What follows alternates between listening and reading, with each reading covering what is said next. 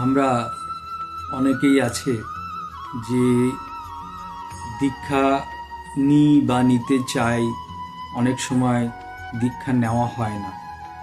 তো এর উপর একটি সুন্দর কাহিনী আপনাদের শোনাচ্ছি। একবার এক সাধুর কাছে এক অনধিকারী ব্যক্তি আসেন দীক্ষার জন্য, দীক্ষা নেবেন বলে।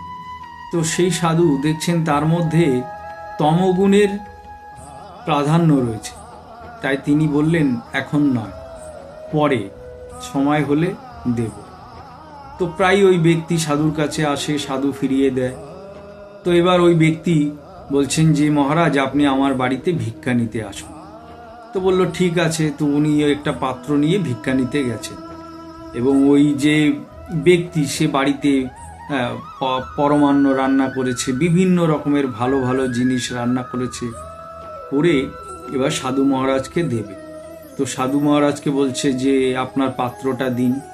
তখন ওই সাধু মহারাজ যে পাত্রটা পেতেছেন, তার সামনে দিয়েছেন, সেটি অত্যন্ত নোংরা। তো তখন ওই ব্যক্তি বলছে যে আপনি এই পাত্রে নেবেন, এই পাত্র তো অত্যন্ত নোংরা, এই যে পরমান্ন বা এই যে ভালো ভালো রান্না করা হয়েছে, এর তো স্বাদ আপনি পাবেন না। তখন ওই সাধু বললেন, এই কারণে তোমাকে আমি দীক্ষা দিইনি, কারণ তোমার ভেতরে কামনা বাসনা কুটিলতা জটিলতা পরিপূর্ণ। তোমাকে দীক্ষা দিলে তোমার দীক্ষা প্রস্ফুটিত হবে না, তোমার জীবনে উন্নতি হবে না।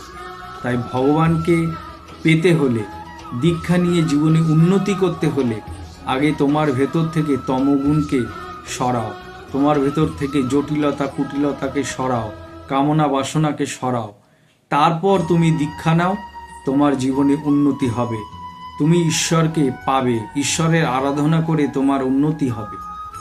তো আসলে আমাদের প্রত্যেকের মধ্যেই তমগুণের প্রভাব আছে, আমাদের মধ্যে কামনা বাসনা কুটিলতা জটিলতা পরিপূর্ণ। সেই কারণে বহু মানুষ আছেন যারা দীক্ষা নিয়েছেন কিন্তু উন্নতি হয় না। তো সেই কারণে এই জটিলতা কুটিলতা তমগুণের যে প্রভাব, এগুলোকে দূর করতে হবে এবং ভগবানকে ডাকতে হবে, নাম জপ করতে হবে, ঈশ্বরকে সবসময় স্মরণ করতে হবে।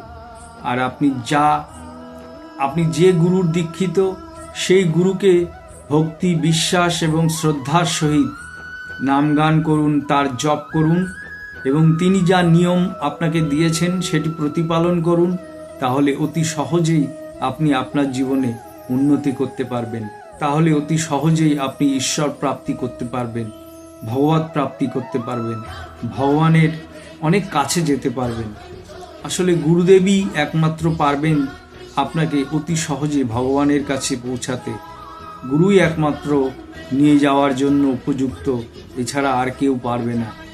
তাই গুরুর কথা শুনুন, গুরুর নিয়মকানুন মেনে চলুন, গুরুদেব যেভাবে চলতে বলেছেন সেভাবে চলুন এবং ভগবানকে বিশ্বাস করুন, ভরসা করুন, দেখবেন জীবনে উন্নতি হবে, ভগবত প্রাপ্তি আপনি করতে পারবেন।